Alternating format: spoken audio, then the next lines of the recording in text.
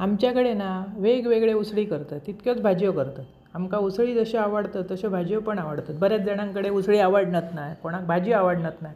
करून दिलास तर ते खातले ना, असे चविष्ट करायचे. एक कढई घेतले, त्याच्यात घातले तेल, फोडणीक घातले कढीपत्तो, बारीक चिरून कांदो व्यवस्थित परतून झालो. टोमॅटो घालायचो, तो परतायचो. तो मस्त तांबूस वयतिलो कांदो आणि टोमॅटो की हळद, गरम मसालो, जरा ना पावभाजी मसालो घातले म्हणजे चव जरा वेगळी येता हो, आणि गोडो मसालो सगळा व्यवस्थित परतून कुकराक लावून मूग घेतलेले ते घातले. साधी सोपी पण चविष्ट उसळ अशी करून बघा, आवडतली तुमका, एकदम भारी लागतं. त्याच्यानंतर मीठ घालायचं, किंचितसो होयो तो गूळ घाला.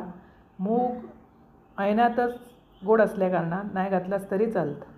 व्यवस्थित शिजवून तेका ओला खोबरा म्हणजे ताज्या नारळाचा खोबरा आणि कोथिंबीर घालायची. अप्रतिम चव येता. अशी उसळ करून बघा, झटपट होणारी. मूग पटकन शिजता ना, तो नाही भिजत घातलास रात्रभर पण चालतं.